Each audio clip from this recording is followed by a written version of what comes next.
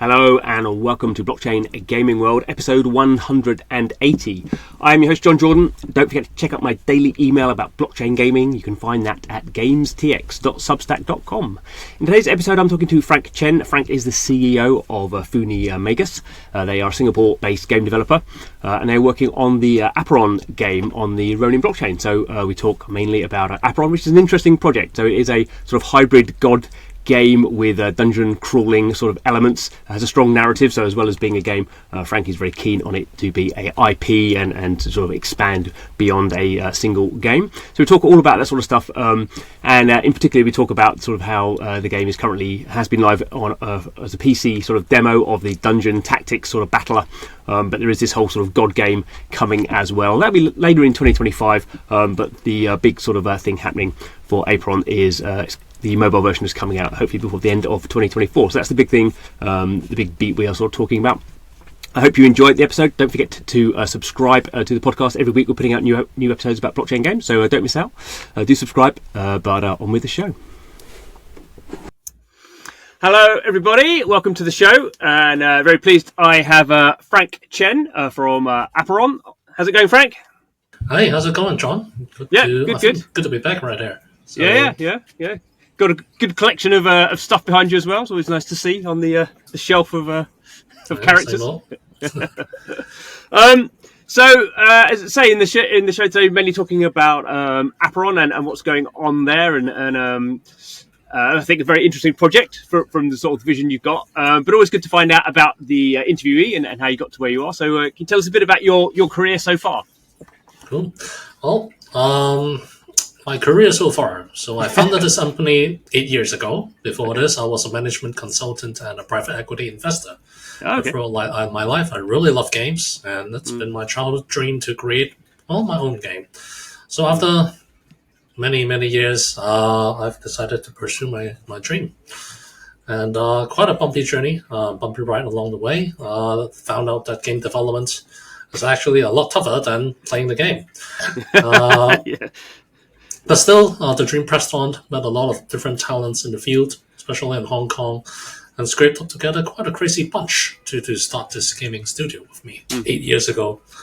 Apeiron was the dream that I really want to create. After gathering a lot of experience and prototyping, finally went to production 3 years ago, and became a blockchain game also 3 years ago, after witnessing the potential that Axie Infinity showed and CryptoKitties showed us, and transitioned what I believe to be, my perfect mobile game into a full-fledged blockchain game. Not just a blockchain game nowadays, actually a full IP franchise that involves merchandise, animations, and quite a bit of collection of plushies. Yeah. And it's been a wild journey. The first 6 years flew by, but I have learned even more in the 3 short years I've been in blockchain. So happy to keep learning, sharing, and hopefully get the game out by the end of this year. Yeah, cool. Well, before we get onto the game, actually, so the company who's developing it is called, if I pronounce this right, Funi Magus. Is that right? Is that how you pronounce it? And it's called Funi Magus. Yeah. Magus. So does that have a meaning, or is it just a sort of a random name? Well, the core development team in Hong Kong, our company is called Ether Entertainment, but Funi Magus is actually our publishing entity in Singapore. Okay. The name comes from Funi is actually like my son's nickname, which my co-founder suggested, because call it Funi, because we were just trying to find an entity in Singapore and name it randomly. Yeah. Magus is it's actually one of my favorite characters from Chrono Trigger. Square Enix game, RPG, one of the best RPGs in the world, I think. Mm-hmm. And there's a character in there called Magus. It's quite unique. So it's a combination of my son and my favorite character. Good. Got it out of the way. So let's move on. How would you explain Apeiron as a sort of high concept? Because it has quite a interesting sort of, I would call it like, I don't know, hybrid sort of game synergies. You've got a lot going on there. So, but how did that vision sort of for that game come about?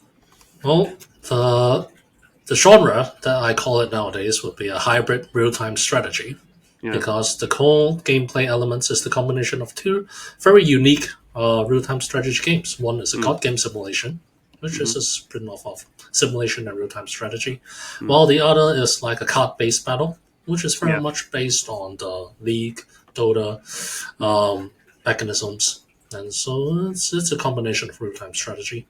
How we came and arrived at this as well, it's me. So really wanted to develop a special and unique game, but no, I don't have the experience to compete in the larger genres, but still want to try something new. So try to find a genre, a gameplay element that I sorely miss, and that's the card game simulation. Black and White, Populous, Spore, played a lot of that when I was young.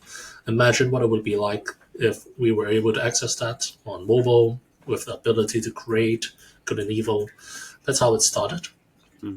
Many developers, of course, my co-founders are the ones with actual development experience who come up with many other parts of the games and elements, battle being one of such thing, because on mobile, monetization, PvP, marketability is definitely something that's needed. Added the battle element in there. The card-based elements also came quite late, actually, after witnessing Axie Infinity, the potential of blockchain games. If we are to utilize NFTs and the on-chain elements, card collection is actually a very, very powerful and shares a lot of synergy with what game business and collectible models are like. So we incorporate that in there. And it forms sort of this giant monstrosity that you see that is Aperion nowadays. Yeah. But then also you have this God game element as well. So it's often described, you have this sort of, So how does that come into play? Well, the whole theme of Aperion is that you play God. It's a universe of gods and dudes. Dudes are these yellow chubby creatures. Yeah. And like I said, I wanted to recreate something like Black and White and Spore. So I wanted to place that god simulation element in there. In the story in the game, you're a god. You have your own planets. Your planets are populated by the dudes, and it's your job to take care of them. Be it good or evil. How you manage your planets, how you answer their prayers will translate to different types of buildings that they build for you. And even good and evil elements such as heaven or hell will be implemented. All these are translated into stats that you have in battle. So the more thriving your civilization and the more buildings and wonders that you have, the more powerful your armies when you take into battle. And correct me if I'm wrong here. Currently, you've got a PC version, which is the sort of the sort of dungeon battle sort of gameplay. That's what that is.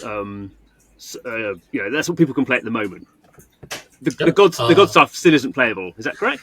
Right now, Apeiron consists of three main gameplay elements in the game. So on the god game side, there's the god game simulation, which is the planet simulation, and the other two is the roguelike dungeon and the PvP arena, which is the battle side of the equation. Yes, the PC version right now you can play the PvE dungeon, you can play the PvP arena, you can play the story mode, but the god game simulation will come after the mobile release.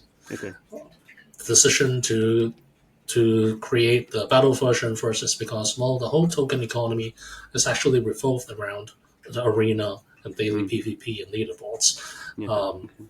And also the amount of balancing, testing that's needed on the PvP side is quite immense. But yes, a lot of people are looking forward to the card game simulation. That's actually what drew a lot of people in, including myself, into game development in the first place. So it's definitely coming. Because you have the planet NFTs alive, and there is this whole sort of concept that you're load a planet, and obviously that's where, as you say, all the sort of battle stuff happens with your dudes.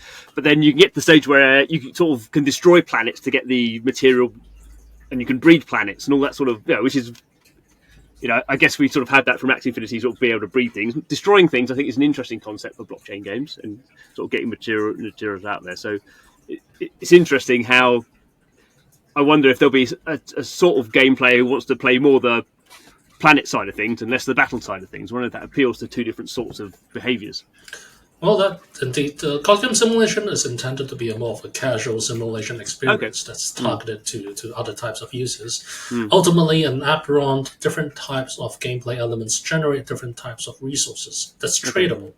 So, in a guild, between players, if you want to focus on the card game simulation and just build a planet, see what comes out after a long time, you can get that and trade that with other players who may want to dedicate themselves to PvP arena and don't want to spend too much time into the dungeon or into the card game simulation. I think that's how we get different groups of players to participate. But of course, there are always crazy completionists like me who like to play everything and complete everything.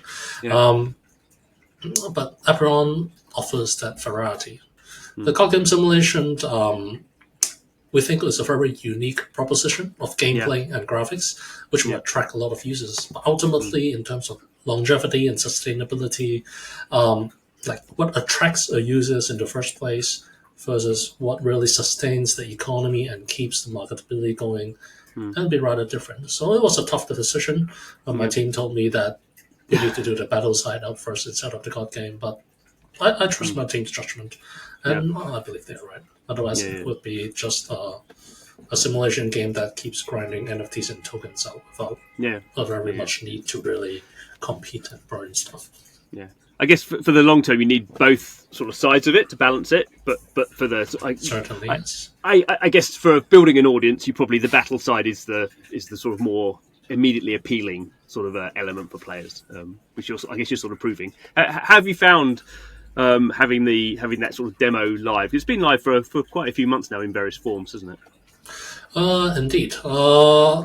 It first came out as a dungeon mode with basic run features, and then we incorporated multiple bosses, a roguelike structure to it. That's the second dungeon.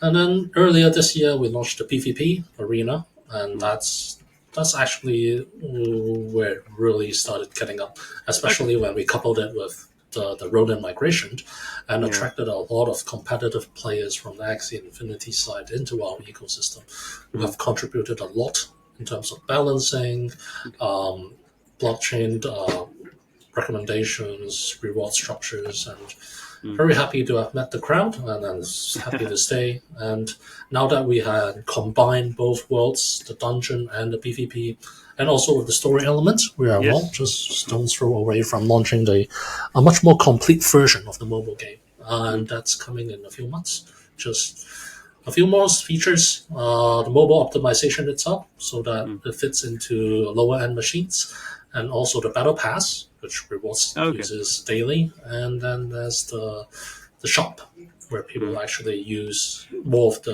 giving more utility to both tokens that helps the player journey their way into the Apeiron game. Yeah. And you sort of mentioned it in passing there, but originally you were running on Polygon, and you've been live on Ronin for quite a few months now. So obviously you sort of mentioned Axie Infinity as sort of something that you sort of was sort of inspirational for the project. So was it an obvious decision when the chance came on to go on Ronin that you were just like, well, of course we'll go there, or can you talk a little bit about your sort of thought process of, because it's always difficult, I guess. It's always like a friction to move from one chain to another chain, but sort of a lot of blockchain games do obviously make that decision. So, it's quite indeed migrating to another chain, even if it's EVM to EVM, often takes several months of efforts and a new auditing from the auditing companies.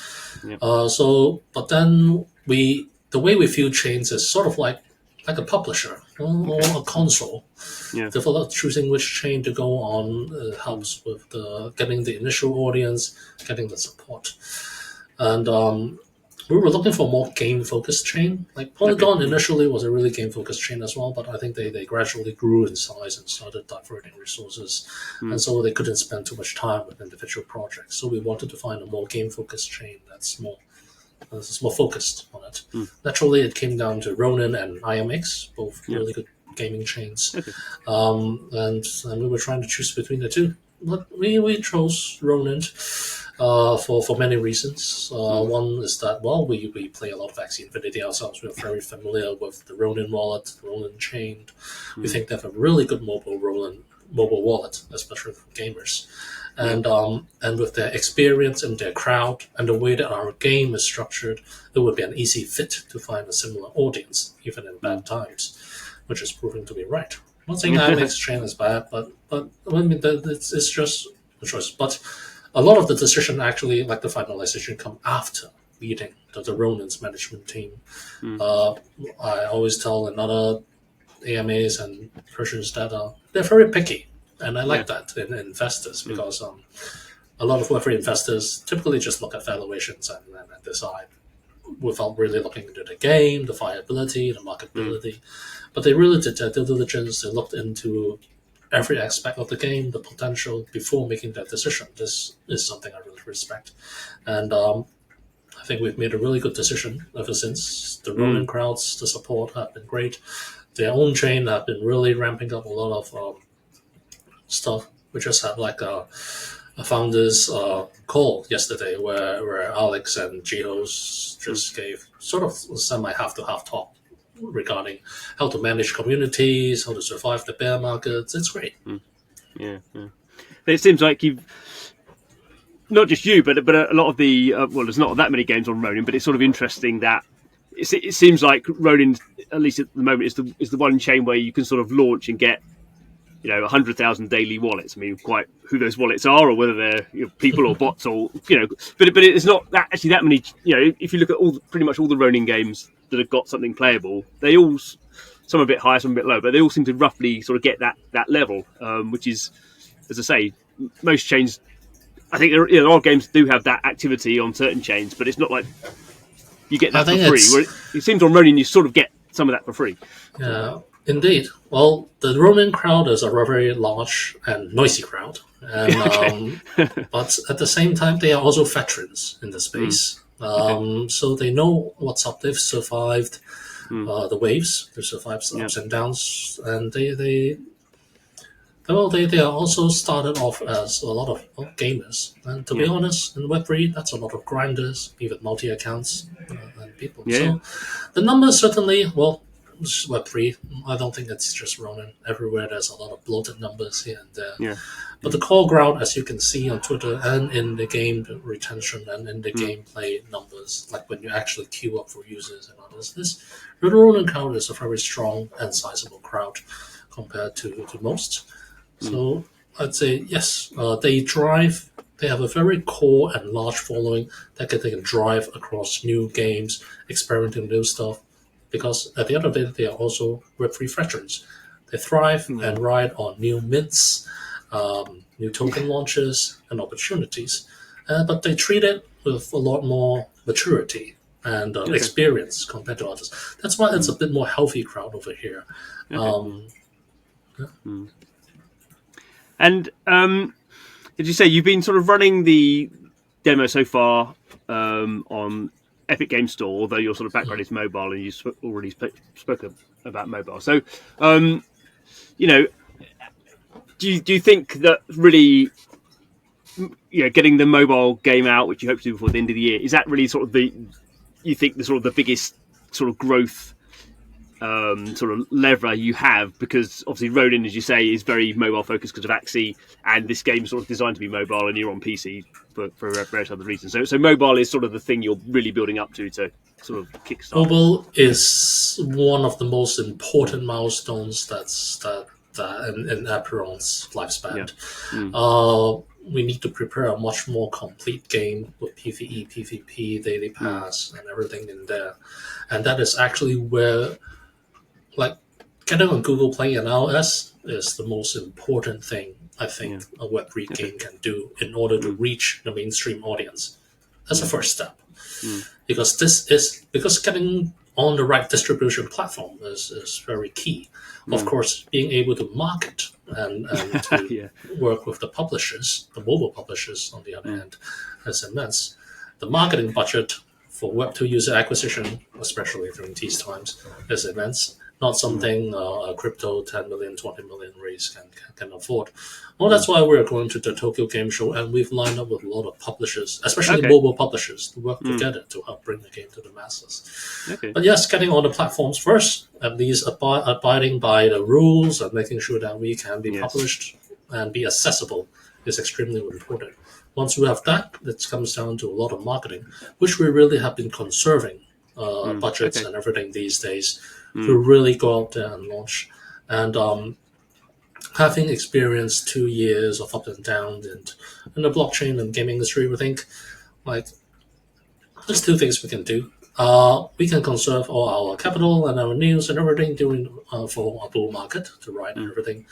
But I think one of the main problems of crypto is that for the past 2 years at least is there's really not that many new retail gamers or users even, and trying to fight for the attention or the revenue from this group of users, at least from an Aperion's perspective, is not really worth it, because there will always be more casual, hyper casual games coming out there with airdrops. Apeiron being a mid-core game with much longer development and iteration cycles, should not be competing for the next hype and airdrop. Where we really should focus on is mainstream games, and mobile launch is definitely one of the biggest opportunities that we will have, and we will focus on. After that, that would be the God game launch, but that's more on the Steam side, the other side of things. But being able to get on mobile is the main focus. That's why we want to connect with real publishers and marketers these days.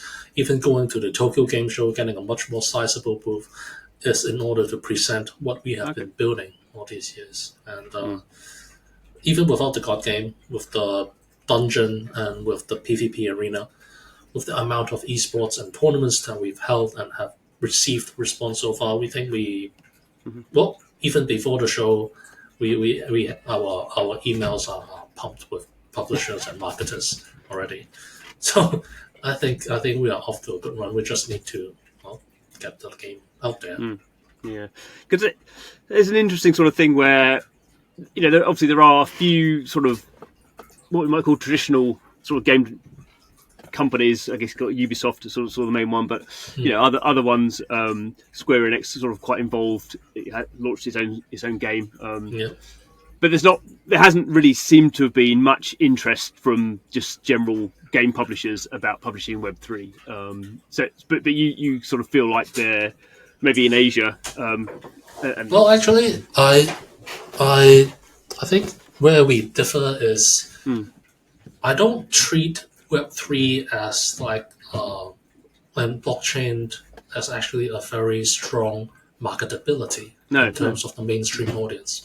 I think it adds a very different layer of gameplay or even revenue source or interaction for users. But just going with the same gameplay mechanics or in a different wrapper, saying there's blockchain elements, should not and will not be enough to really gain a lot of users. That's why we went through a lot of effort to really improve and innovate new types of gameplay, the artwork, the story, the features, to really attract users as a traditional game. The blockchain element is there. It's not needed for players to play, but if they do want to play, and when gamers do get involved, they will discover better ways to pay for the in-game currencies, other ways to engage with the game, and this is where the blockchain elements of Apeiron will thrive later. So yes, there's yet to be like a really successful game out there, even with big publishers and everything in it, to support. But I think it will be a matter of time before they commit more. But at the same time, I also understand publishing blockchain games and NFT games is rather controversial. They would like to test it in small bites and digestible versions first. Going all out, creating a whole new game or risking some of the bigger genres to do that may not be too wise for them. Well, I guess this is also the chance for us indie developers to shine and take this board and show them the way. Hopefully, we also get one of the publishers. Well, fingers crossed. So from that point of view, you sort of, if you're working with a publisher, you'd be happy for the publisher to sort of promote it as a. I mean, obviously it's a blockchain game, but you'd be happy for the publisher to just promote it as a new game and not really focus on the blockchain stuff, because you kind of think if people like the game, they're gonna start to understand it as they play it, rather than you think that would be true. Well, but publishers are businessmen, so obviously our game have in-app purchases. Yeah. One of our main in-app purchase is a battle pass. Okay. So you purchase a battle pass, you get items for daily gameplay and everything. This in-app purchase, we follow the standard publisher-developer model where they can get it. There's also other in-app purchase packages and resources that players can purchase to improve and help with their game, and this gets split with the publishers. But of course, we also tell the publishers there are blockchain elements. How we actually also have a referral system on our blockchain that's live already, and how traditional publishers can benefit from this model is that, well, our marketplace have this fee, right? 4.5%, I mean 6.5%, 2% goes to SkyMavis, 4.5% goes to us. From this 4.5% fees that we incur on the NFT and blockchain side, we actually distribute them to our partners that help us onboard new users. Traditional publishers, let's say from Japan, in the future when they partner with us, users can download the game and they can automatically be bound to our Japanese publisher. And we can automatically split their on-chain features over there. Of course, it's not their job, and we don't encourage them to promote blockchain features, actually, because, well, there's a lot of regulations still yet to be decided. But this way, that at least they can also enjoy part of the Web3 the blockchain revenue. And I think this is a fair model that we've worked out. And that is why we've also have quite a lot of interest when we talk to publishers about how we work on a partnership model. And more generally, you sort of mentioned a little bit about the rules of the app stores. Have you obviously you've thought about that quite a lot, I assume, and you've not found that sort of particularly restrictive? Obviously, on the PC side, you can do whatever you want. I guess within not really Steam, Epic, not on Steam, no, but well, Steam, Epic. Actually, Epic is similar as well. But in terms of these large distribution platforms, the one rule is, well, the game that's downloaded cannot drop NFTs, cannot drop tokens directly. Pretty much the only thing that you can pretty much do on chain is, well, they can detect your wallet and see what NFTs they are and allow you to use those NFTs. The actual minting, claiming token and rewards must be off the software that one downloads from Google or Steam or App Store. That is the one thing that seems to work so far, but honestly, policies change all the time, and hopefully, we can steer clear of everything and stay there. Have you looked at sort of? We're starting to see a few. I wouldn't necessarily say successful mobile blockchain games, but we're starting to see maybe what could become that. So I guess NFL Rivals, I guess, is the one that's probably had the most downloads, about 5 million downloads.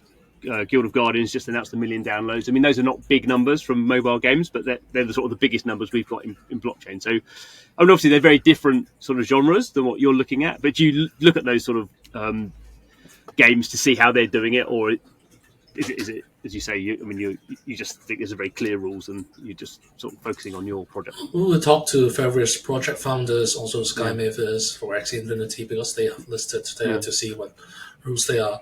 But a lot of times it also comes down to the regional reviewers, because Google, Apple have their own regional representatives, and the ones who approve you is the ones who so we can only here say what should be avoided, what's there, and try to abide. But ultimately, it's rest upon that person who comes to judge. But they have a pretty good rule, both Google and Apple. Like if one person denies you after a week or two, they change to another reviewer, and hopefully and they will tell you what's wrong or why they think they cannot do this, and you can change everything. So it's just a process of getting approved. In terms of the existing games that are already on the mobile, I think my sentiment is similar to what I just said about the big publisher games. There's a lot of downloads. Downloads at the same time, because of blockchain incentives, and can be a lot. Actual player interest, retention will really comes down to the core strength of the game and how it competes with other games out there. Being blockchain NFT alone, at least right now, is not like a huge push in terms of marketability. More often than not, it may actually have an adverse effect on marketability. This is also something that we've been working on very hard. Like everything you see out there, Twitter and everything is called Aperion NFT. We have to find more branding websites. I mean, it's sad, but hopefully once more legitimate games and proper games come out, and we can show what gameplay they can offer, Web3 games have a better vibe. Yeah, and you sort of mentioned it at the start of the podcast, really, that as well as sort of the game, you spent quite a lot of time on sort of IP, and you've mentioned your big yellow dude up there. So I guess that also, in the long term, you hope doing those sort of things gives you sort of different marketing options. So can you talk a little bit about how you think about the IP and how you think about the opportunities that are available for Apeiron that way? Well, developing an IP from Asia's perspective typically is the ACG route: animation, cartoons, comics, and games. Yeah. So we have Hong Kong developers are very much like Japanese developers, so they really like animation. So that's something that we'll really work on. In terms of the IP franchise, I think it really works well with blockchain because, well, a lot of blockchain games do raise quite a lot of money and have a huge narrative. And being an IP, having recognizable brands is actually, and digital ownership runs very well together. Well, for one, we are not tied to just a single game. We can develop other side mobile games, which is actually one of the plans we have down the line. We'll do a mini game here and there with shorter iteration cycles, so that when there is like a really good fad or a really good hype that's running, we can explore some option over there with some more casual and mini games. In terms of acquiring users, I think the strength of a really good story is really what drives users across platforms. So ultimately, we will have the mobile game. We will be on Apple and Google Play. But the main thing that really gets more users, we want to do animation. And we're actually going to show a short animation in the Tokyo Game Show. And we're going to use that. These days, probably more on shorter reels and animations that can be shared and recycled. But that is where you can really reach more audiences and bring them into multiple parts of the game. I think one of the biggest inspiration is like I've seen so many of my friends don't play mobile games or any games at all, but they are huge Star Wars fans, and after, even though the new ones suck, they watch it and they want to get deeper. They still play the Star Wars mobile games and even paid. So IP storytelling is extremely powerful, I think. Although one last word is a lot of developers say, well, story elements is actually one of the most expensive, but least is effective in the short-term elements. Because as a gamer, most people just press skip. They really don't watch the stories. But I think it's really something, once accumulated and it's there, it makes a heck ton of a difference in terms of bringing people to really love not just the game, but the brand itself. So it's actually something when we previously spoke that when I played the first demo, I sort of said to you, "Well, have you got all this story in there? There's loads of story." I was quite surprised how much narrative you do have in that game. Because what you think is, you're going, it's a dungeon brawler, PVE, but when people are playing that demo, there's a lot of story about the different dudes and the different characters. Well, we're trying to fit a bit of everyone. But I think story, we're implementing a skip button as well, so don't worry. You guys don't want to read the dialogue. But I think a good story is very important. I mean, the whole reason I love the financial world and go into games is there are many good games in the past that really build up. But if you look at the things I have, World of Warcraft, Lich King's Sword, Overwatch. I mean, Blizzard is one of the best storytellers. Square Enix, Final Fantasy, Chrono Trigger series is great storytelling. Those story stick, and I think it's something that I really want to do. Not sure if it's going to be successful and how much resources I have to go to put in here in order to get the story right. But I really love a good story, and Apeiron will be about that. Yeah, cool. Good. Well, I think that's a good note on which to end to remind people that there is a story in the game. Thanks very much for your time, Frank. Yeah, thank you, John. Happy to be back, and looking forward to connect again once the mobile launches out, and hopefully the markets are better, and maybe we can be in that really reaches mainstream audiences. Yes, let's do that. Do that at the start of 2025. We will come back and see how we're getting on. And thanks to you guys for watching, listening to the podcast, whoever you are consuming it. Remember, every week we are putting out new episodes about people who are building out this new type of entertainment, new type of playing game, new types of playing, of telling stories and owning assets and all that sort of stuff. So I hope you are enjoying it. Please do subscribe, and we'll see you next time. Bye-bye. All right. Bye.